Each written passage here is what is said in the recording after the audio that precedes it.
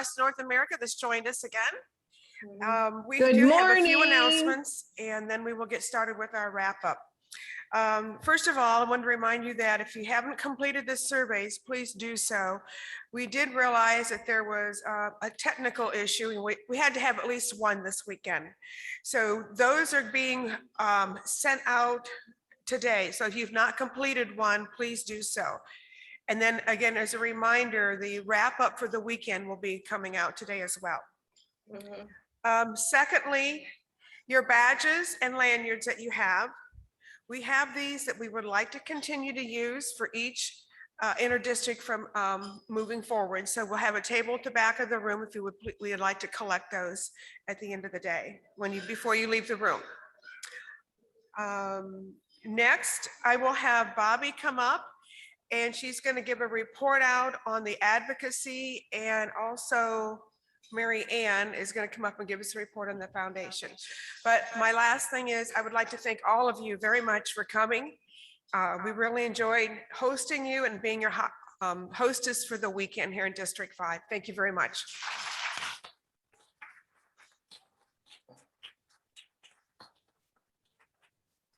I just wanted to give you an update on our impromptu advocacy project for the North American Interdistrict meeting here in Cincinnati. We have at least 110 signatures on the letter that's going to Senator Portman asking him to co-sponsor the Equal Rights Amendment. So, and I have connected with Connie Kingsbury of the Cincinnati Club, and she's going to take it back and hopefully make it a Cincinnati Club project, advocacy project, to deliver it. So thank you all. It's still out there for another 5 minutes. If you want to step back and sign, you haven't had a chance yet. Thank you so much.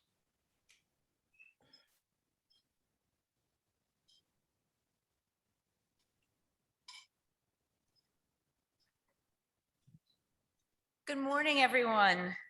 So before we get to the totals, there are several people we need to thank for their support of the foundation this weekend. And first off, I think we need to thank our District 5 hosts, the host as well as the core committees. So why don't we give them a round of applause? And of course, we must thank the generous members who donated those awe-inspiring war-bidding items to the silent auction. Thank you, one and all. Foundation ambassadors Sue Dabowski, Lisa Frazier, and Marilyn Valeri Colton for volunteering at the foundation table and the silent auction, and Mary Knight for her help as well.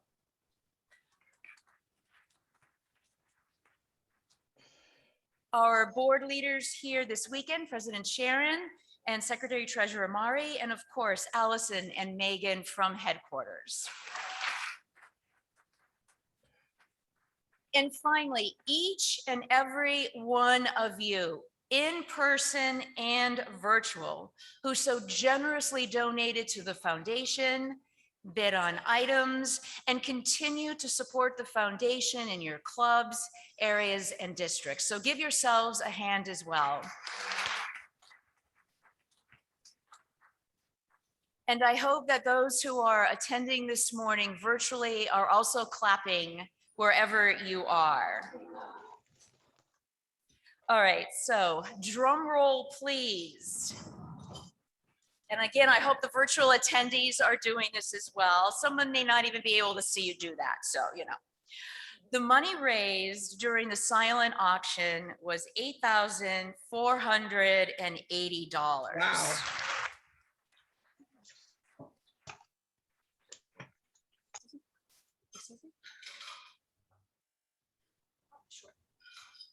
So that total for the silent auction was $8,480. So 8480. Our total, including the auction, including donations in person and virtual as of right now, is $30,240.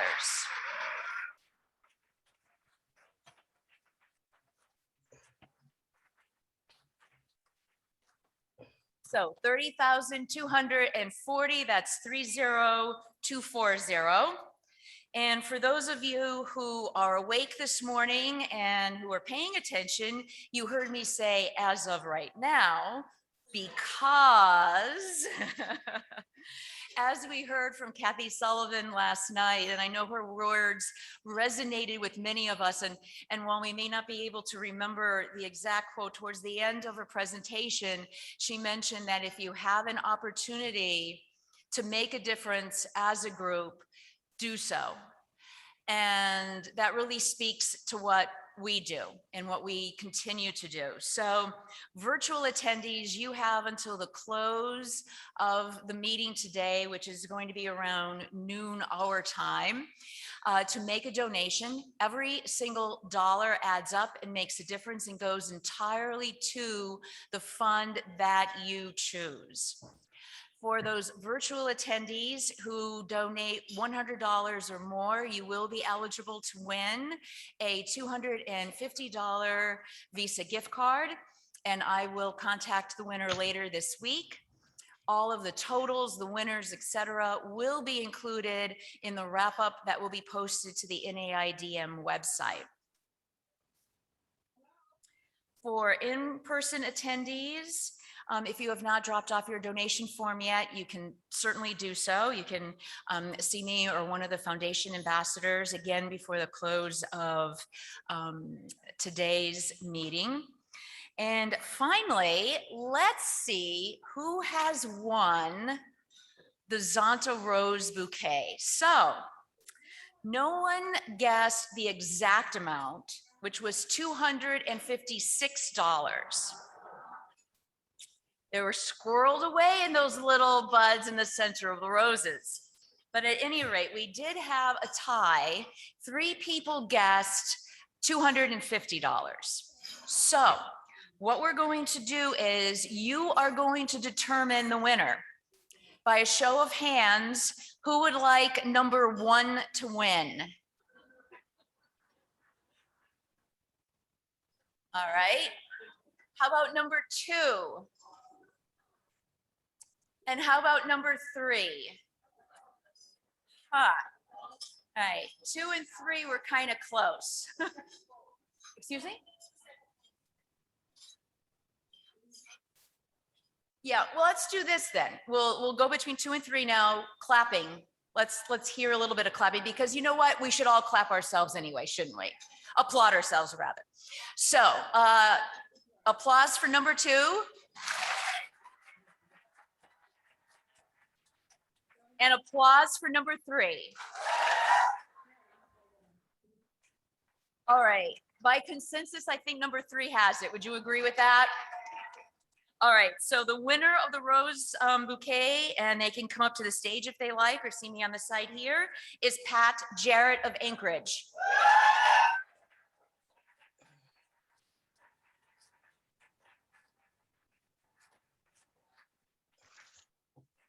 Okay, ladies, that's all from me. Thank you so much. We greatly appreciate it on behalf of the foundation.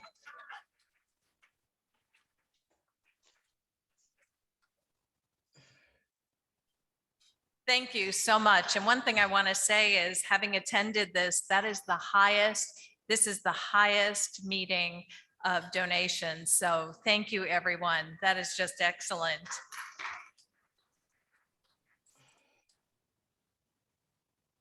Okay, so my name is Carole Calvert-Baxter, and I have to say it's really hard to believe that we're at the close of the 2021 North America Interdistrict meeting.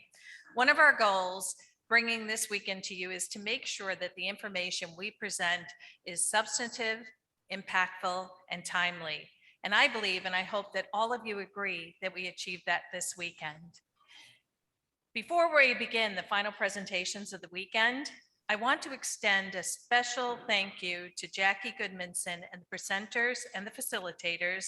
You really have been instrumental in ensuring that we continue to present these workshops that really meet this criteria and that exceed your expectations each year. Since there have been more workshops than one individual can attend, we've asked the facilitators from each workshop to come forward and provide a brief, no more than 2-minute presentation that outlines the key takeaways from each one of the workshops. These presentations, and we do want to let you know, these will be out on the NAID website within about 2 weeks. But just so you don't forget, there'll be a link coming out to you that will bring you to the website so you can find those presentations. So I just want to make sure that you all have an opportunity not only to hear today just these brief takeaways, but also to have an opportunity to see the presentation and share if needed. So facilitators, to assist you, what we've done this year is just line it up in the order that you'll be presenting. So we're asking for starting with the Saturday morning breakout session A, that you come and you line up here in order, track 1, track 2, track 3, track 4, and then just come to the podium and present. When track 4 presents, will the next group come up and be ready to present? Same thing, 1, 2, 3, 4, and then just the same until we get through all of the workshops. And Sally Bean is over here. Sally is going to alert each one of the facilitators at 90 seconds and then at 2 minutes. And we just ask at that point that you please turn the mic over to the next presenter.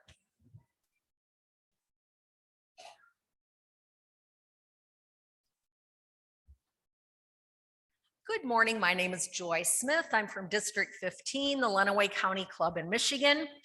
Legislative advocacy and action intimidate many Zontians because we don't know the process.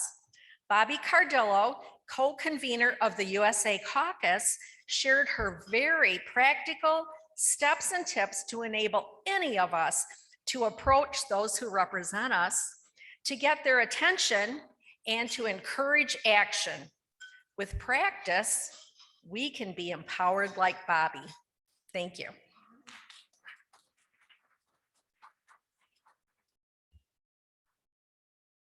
Good morning, everyone. My name is Denise Sylvester. I'm from the Zonta Club of the Roscommon County area, and I had the pleasure of being the facilitator for Jackie McCarroll from the Zonta Club of Pontiac, North Oakland in District 15. She presented on how to practice conflict management skills. Conflict is natural and inevitable in our Zonta world, our work world, and everyday life. We sought to strengthen our conflict management skills in this workshop. We all have them. As Jackie reminded us, we all have conflict management skills as we've made it this far in life. So we looked at the strategies to identify and resolve differences. We looked at where is everyone coming from? Is it a values or a fact-based difference? We really want to clarify the issue and each person's position, and importantly, listen and communicate with respect and empathy. Ultimately, be proactive when you have conflict. What's the impact of the conflict if we keep allowing it to fester? We could lose clubs, we could lose club members if we don't address the conflict. Remember, part of our mission is to empower women. We want to empower ourselves, our club members, and everybody. One example that we had that stuck out to me is we often use committees to decide what fundraising project to do, what service project to do. And well, what if your committee decides one thing and your president says, oh, thanks for the idea, but I've already decided we're doing this project. So that conflict wasn't addressed very well, and the club ended up starting a new club and separating, and they lost some members. So be proactive as well as communicate with respect and empathy. So thank you, Jackie, and thank you everyone for the great discussion we had.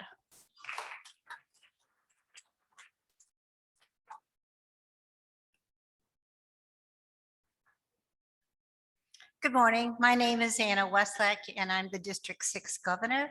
And I was privileged to be able to be the facilitator on how to conduct virtual recruiting.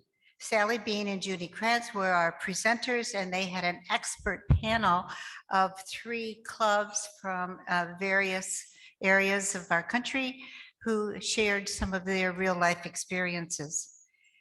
What we found is that there's plenty of tools available. It's probably just using them. So we can go, first of all, to the Zonta website and pull up some of the tools there, of which we cited some of the tips from the 100 helpful hints on the tools page. But there's lots of ways that we can assess our clubs, take a look at what the diversity is within our club with classification, with age, with culture and race, and other diverse issues. And then look at the power of what it is you're doing in your club, your meetings, your activities, and how does that pull things together. So we talked about, first of all, recruiting new members virtually and in person, which we found weren't a whole lot different, as well as welcoming and retaining those members. We had a great discussion and tables got a chance to meet and discuss these ideas, and we recorded them and still have them on display for you on the wall on the flip chart. So if you have a chance to take a peek or take a picture, that would be something you can take back to your clubs as well. Thank you.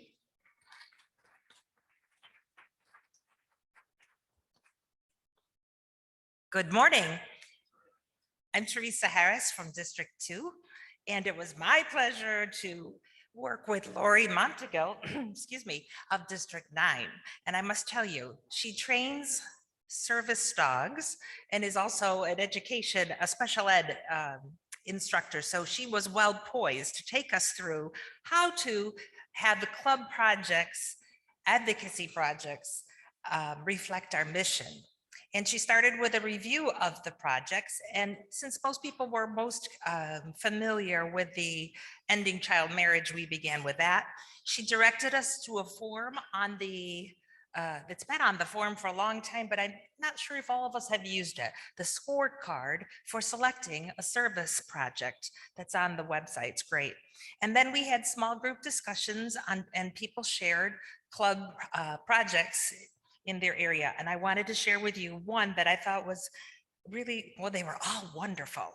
You'll have to see the notes. But anyhow, one in particular from the Zonta Club of Roscommon, Anna Sylvester, I think she shared this one. They had a window display. How many people have storefronts in their community? Right, don't we all? So they got a window display for the 16 days of activism, and they had a little mannequin, like a child-sized mannequin dressed up in a bridal outfit, carrying a sign that says, "Do you know the minimum age of marriage in our state?" And it invited a lot of comment. So that was how to connect your service projects. Thank you.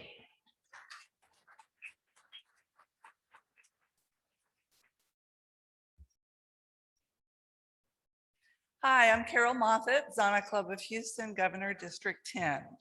I facilitated a panel on how to advocate for Indigenous women presented by 4 members of the Zonta Club of Billings, Montana, and 2 ladies from the Montana Native Women's Association who are members of the Crow tribe. We learned about the epidemic of violence in the Indigenous community, in which 4 out of 5 people experience violence, and 1 out of 3 women are sexually assaulted. A common misconception is that this only occurs on reservations. In fact, there are Indigenous women in communities in every state, and in both rural and urban areas, Indigenous women go missing. In response, the Murdered and Missing Indigenous Women, MMIW, movement is finally drawing attention. But there are issues with documentation. Several sources collect data, but no one source compiles the data to truly understand the problem. In fact, 50% of Indigenous homicides from 1999 to 2017 are missing from FBI reporting. To raise awareness, the Zonta Club of Billings partners with Native American organizations and has showcased the Red Sand Project and the Red Dress Project. A very powerful takeaway is a quote from a National Indian Health Board member. "If you are already invisible, how can you be missing?" I urge you to look into this matter in your state and your local community. Thank you.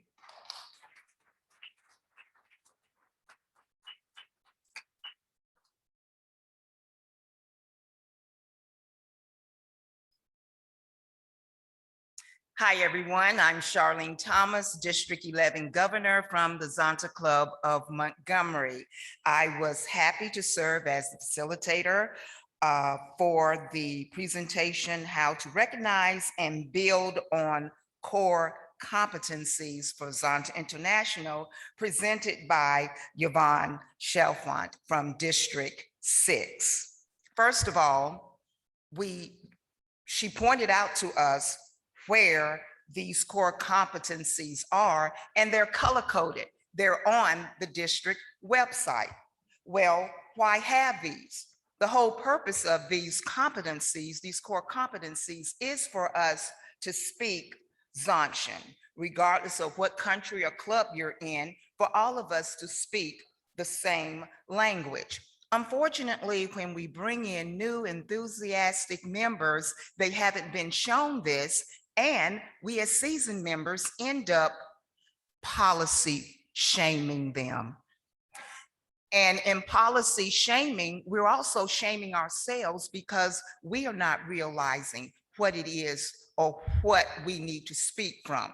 So the whole purpose, a continuum in your club. As someone new comes in, you are showing them where the competencies are. And at the same time, you are refreshing your members, because one thing, when you point a finger at what someone hasn't done, there are others pointing at you saying what you haven't done. Thank you.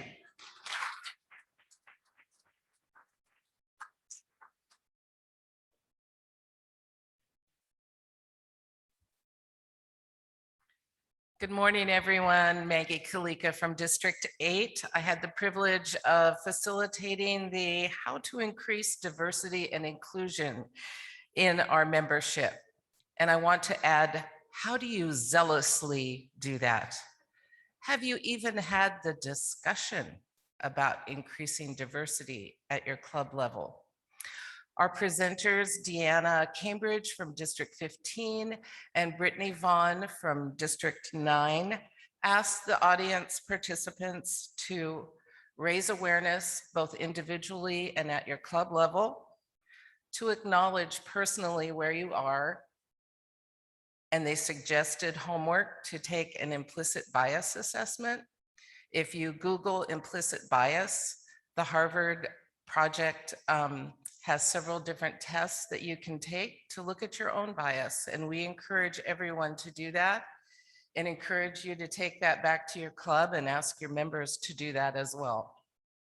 And then you can have the discussion. The other thing that they asked us to do was not only learn and be aware about ourselves, but what can we do to take action to increase diversity and inclusion in our clubs? Do our clubs represent the modern demographic in our own communities?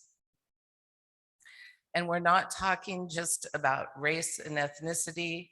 We're talking about ageism, ableism, LGBTQ, sexual orientation, and gender identity.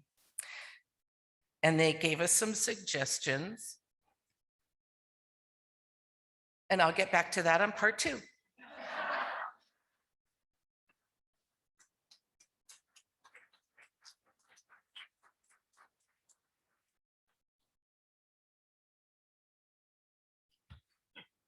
Good morning. Okay, here we go. Good morning, everyone. My name is Sarojini Rao, and I am the District 5 Governor. I had the pleasure of facilitating how to maximize our mission through local service projects. It was presented by Mary Claire Hill.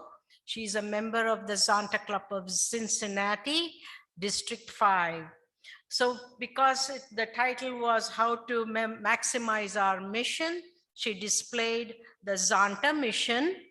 And then the group broke out into small groups, and each group had to list their local service projects, what their favorite project was, what they new service projects that they could think of, and that would fill the Zonta mission. So, and then she listed all the local Cincinnati service projects. One of them that caught a lot of people's attention and interest was sleeping mats with shopping bags. So, and if anybody is interested in that, she's willing to send the instructions on how to crochet with sleeping bags. And then she said, what kind of modes of persuasion that we need to apply for these, to get members to buy into the service projects. And she quoted Aristotle's 4 modes: logos, pathos, ethos, and kairos. And then she asked that we construct a plan of action. To plan, to study, to do, and to act, and then go with the idea of the Zonta mission. Thanks, bye.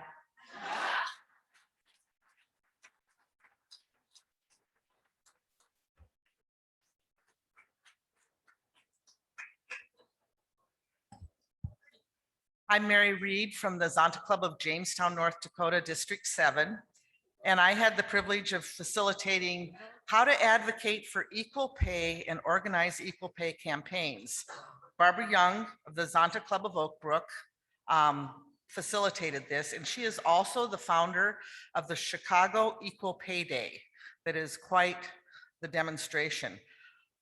I was amazed. The first legislation about equal pay was back in the 1800s, or proposed legislation.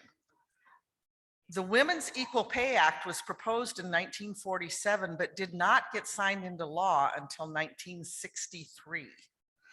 But some of the things that she mentioned that, again, surprised me, but I guess maybe shouldn't have. Women are paid on average $500 billion with a B dollars per year less than men for similar work, $500 billion. But we are also our own worst enemies, because the statistics show that about 57% of men actually negotiate for better pay, and only 7% of women do this. So we have a long ways to go, women, and she had a lot of really good information. Her slides will be available. Thank you.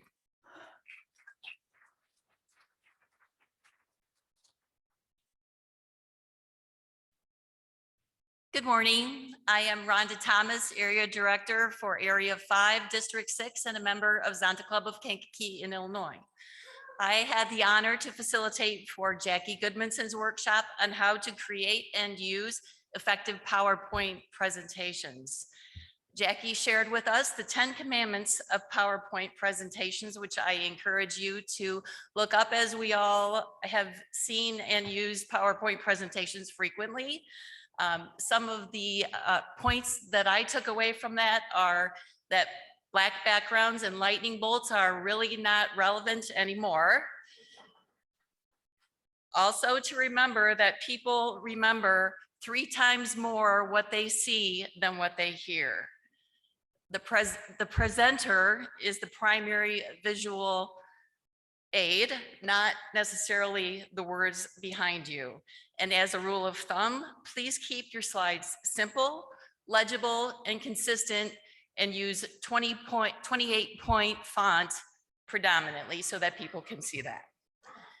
And I will submit to you that our workshop may have been the only one in this conference to end with a standing ovation. So thank you, Jackie.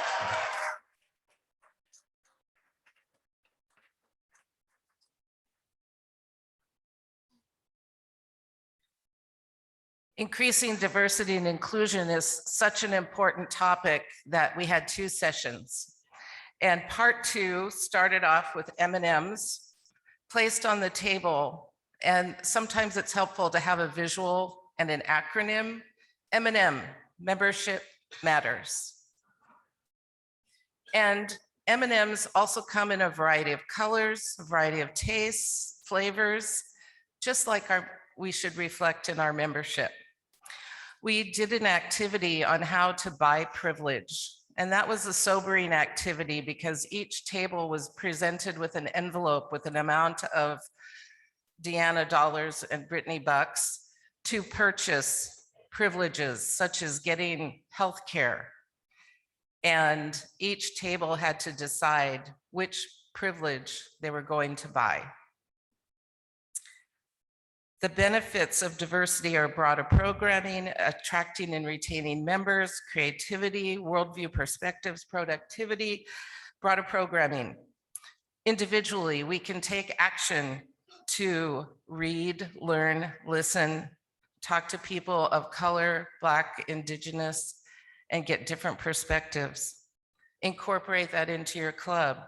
Incorporate diverse photographs in your marketing material. Begin events with land acknowledgement. Seek out and connect collaboration with BIPOC communities, organizations, and businesses. Incorporate diversity and inclusion in your strategic planning for your club and action plan. And one of the takeaways for me was that we have sisters in this room who have experienced discrimination of one sort or another. It's not just out there, it's in this room. Thank you.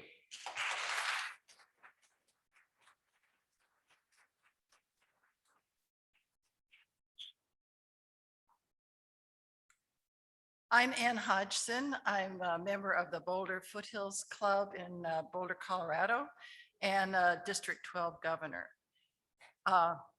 Yay! And I was a facilitator for Lisa Rice in virtual fundraising. And if anyone needs a comedian for their conference, I would suggest that you call Lisa because she had us rolling in the aisles. So most clubs that were in our group did some kind of virtual fundraising in 2020, 2021.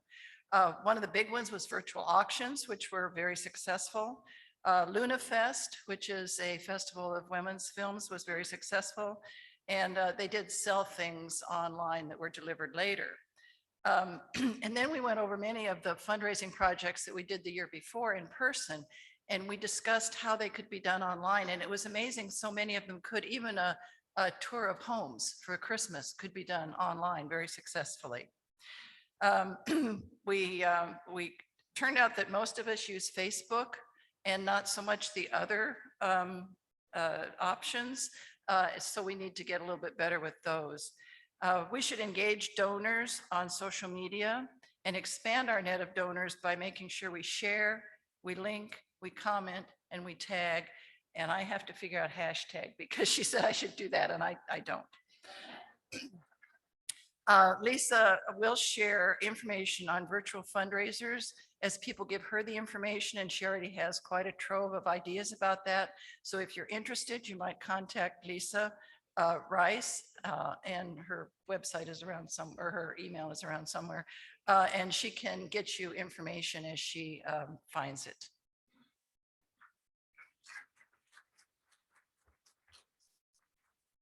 Good morning, everybody. I'm Carrie Dixon. I'm the president of the Zonta E-Club USA 1. And I had the joy of facilitating for Denise Parrish, who is the District 12 Advocacy Chair. And she's from the Zonta Club of Cheyenne, Wyoming. And she talked about how to advocate for Zonta Says No and anti-human trafficking. And what she really talked about was how we can actually pick any idea to advocate about and lay out the guidelines to go about it. You have to set that end goal. Share your passion. You have to have that elevator speech based on the audience you're talking to about the issue you want to talk about.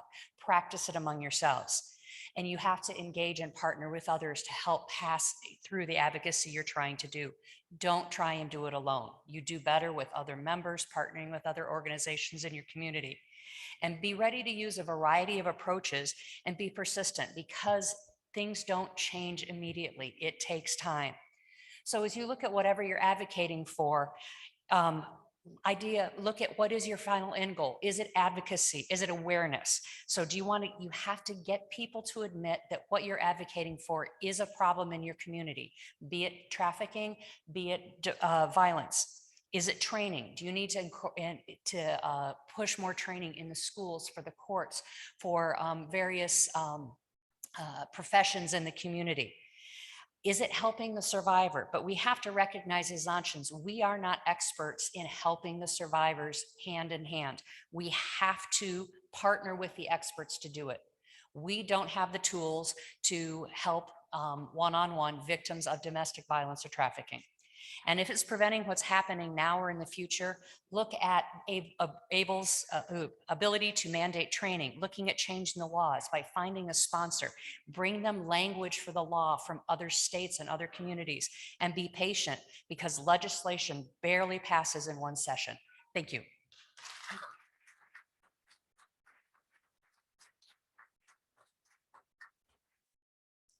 Good morning, everyone. Brittany Vaughn, Governor of District 9, and it was my pleasure this morning to facilitate Lori Robinson's session, led virtually, on how to be a nurturing leader, drawn from the book, The Bellwether Effect.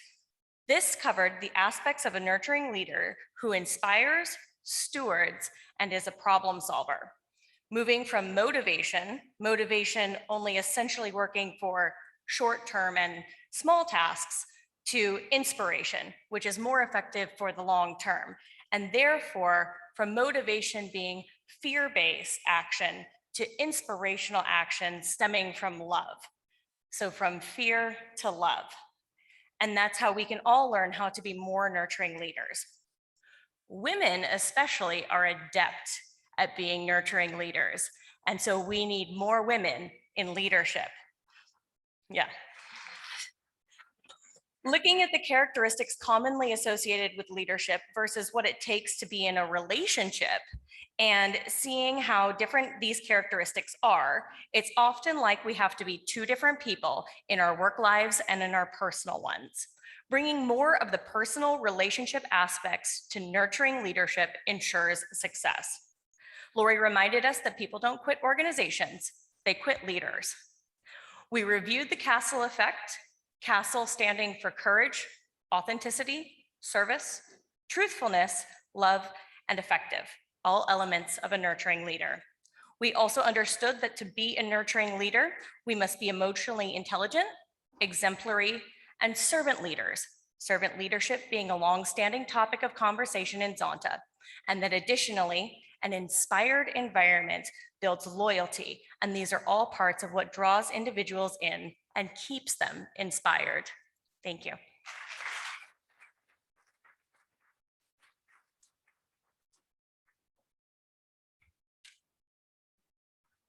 Hi, everyone. Joy Orlich, Zonta Club of Greater Reno, Nevada in District 9.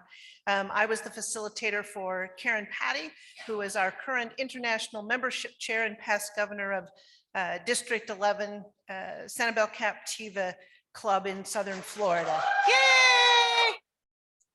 And this was about sponsoring, organizing, and mentoring new clubs. So we're all interested in membership. This is a way to go after it, a new club at a time. And we had some really important takeaways.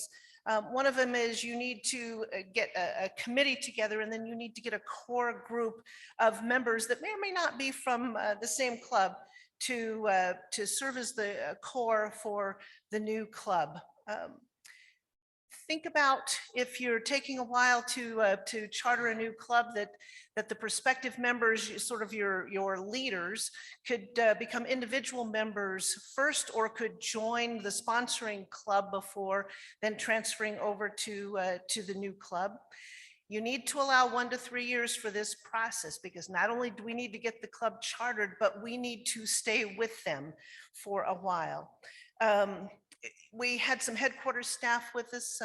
Allison was in the room, and Mari, our treasurer, and they're going to work at making more visibility for clubs in formation.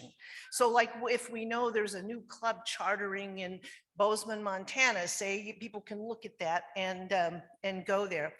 Think about retired members and disbanded clubs in metro areas as possible sources for e-clubs.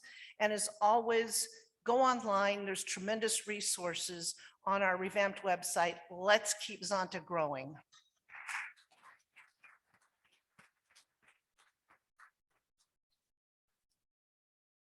Good morning. I'm Jackie McCarroll from the Zonta Club of Pontiac, North Oakland in District 15. I had the pleasure of facilitating for our not expected, but supremely facilitated presenter presented everything virtually. And we had great participation around the topic of how to partner with like-minded organizations for service and advocacy. Isabel reminded us that frequently we have an intention to partner and we want to jump into it. We need to step back and ask some really tough questions of ourselves and of the partner. What's our goal? Is it mutual? How about member support? Do we have appropriate resources? And she helped us rein in the reality that this needs to be a project plan. Good idea to document those experiences and build on them. She reminded us to have an after action summit where we really take a look at what were the strengths, what did we accomplish, and what are some important lessons learned where we may have struggled. Fortunately, we had a great opportunity then for Isabel and so many other members to share their partnering experience. And that was especially helpful as we consider our past year and that need to be virtual. We also had contributions from our e-clubs. So Isabel's presentation is very extensive. It's an excellent resource, and it will help you continue to be successful and be energized about partnering with other organizations. Thank you.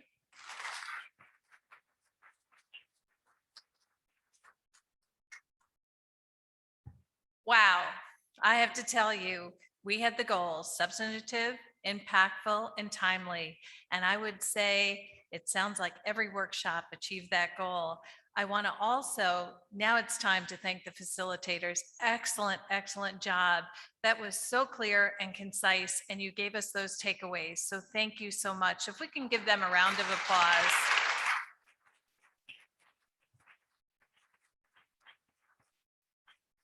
So the other day, our president, Sharon Langenbeck, gave us just an invitation to the 65th convention in Hamburg, Germany.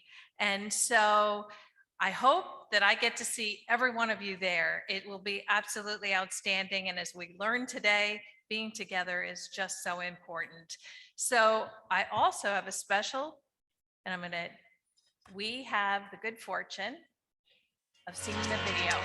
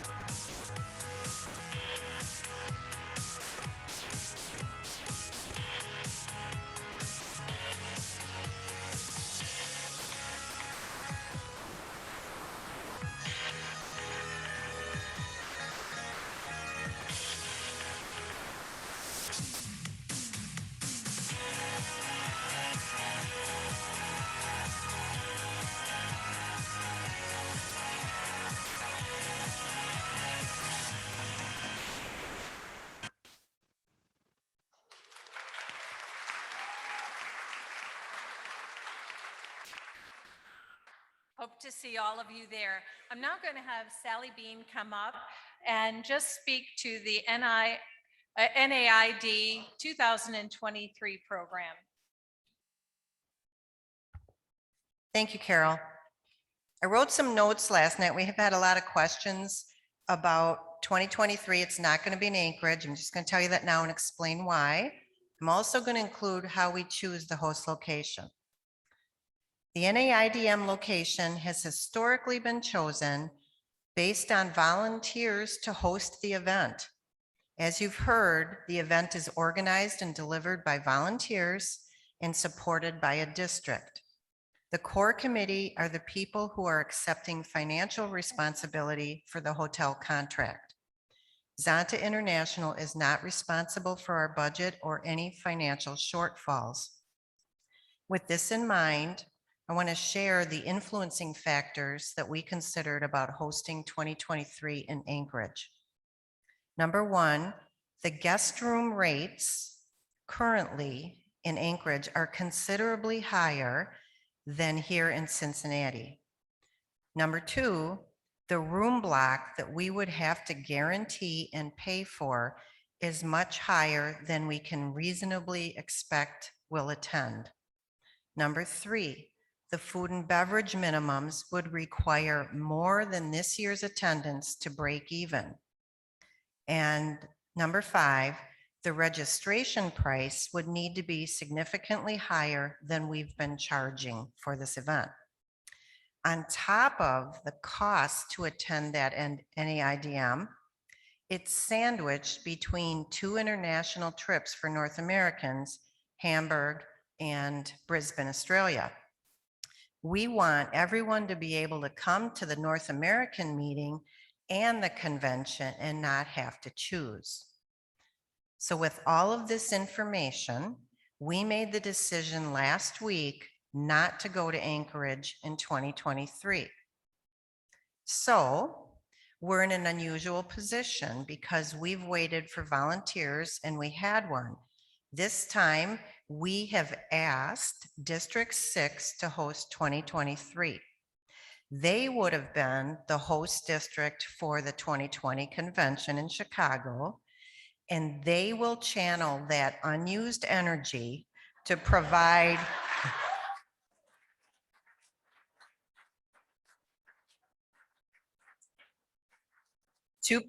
another outstanding weekend for you in 2023. We do not have a location yet, but it will be a major city with an airport in either Illinois, Indiana, or Wisconsin. That's District 6. We do have a host committee chair, Yvonne Chalfant.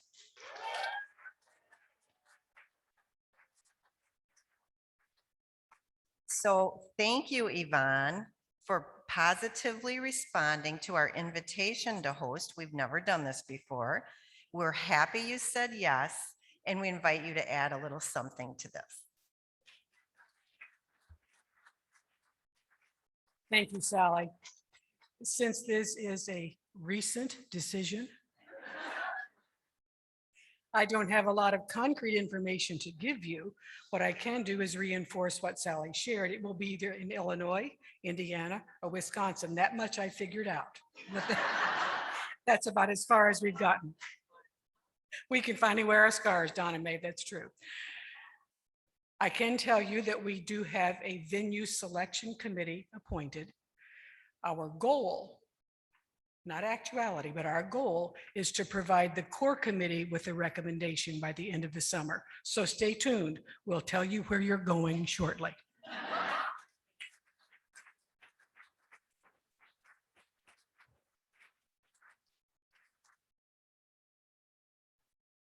Thank you. So now's the time when I get to say a special thank you. This is a wonderful opportunity for me. I would like to thank you, the participants, first timers, those of you who are returning the second time, the third time, the fourth time, or you've been here to a NAID meeting every time. You are cornerstone to making this meeting possible. So give yourselves a round of applause, both in person and virtually. I want to thank all of the volunteers, the core committee and District 5 host committee led by Joyce Combs. These folks have really worked diligently for the last 2 years to ensure that the program was outstanding. So will the members of each of those committees please stand so we can recognize you?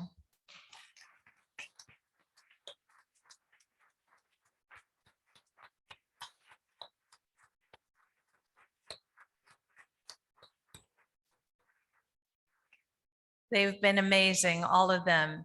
To those who did the skill training, all the presenters and all the facilitators. To the chat monitors, you brought the voice and the input of our virtual participants forward, and we thank you for that. And I really want to take a moment to thank Ellen. And Ellen, if you raise your hand back there.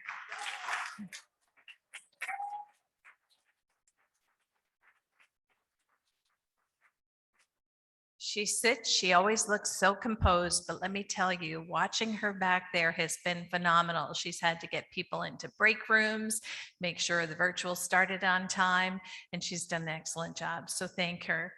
And then also, again, really the presenters, the facilitators, the panelists, your information was just unbelievably important. And then also to Kathy or Catherine Sullivan, she gave us a glimpse into her spectacular journeys into space and the deepest portions of the ocean. She's a true blazer of trails, and her presentation was truly inspiring, and I think you can all agree with that. And then I really want to thank the service team here at the hotel. Thank you. You made this so comfortable.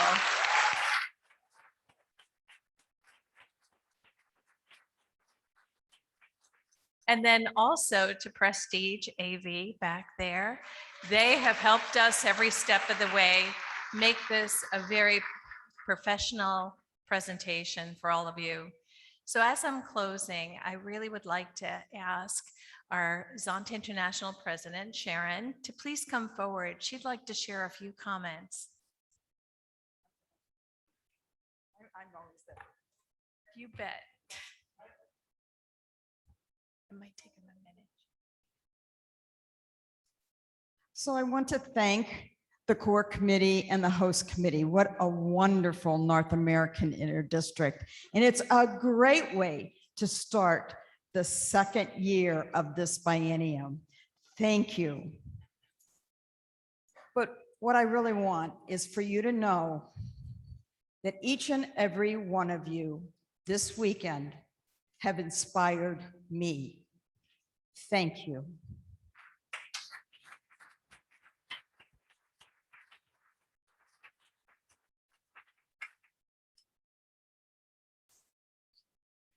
So this concludes our 2021 North America Interdistrict meeting. Thank you to everyone. Have a wonderful and a safe drive home. We hope to see you all in 2 years and at the International Convention next year. Thank you.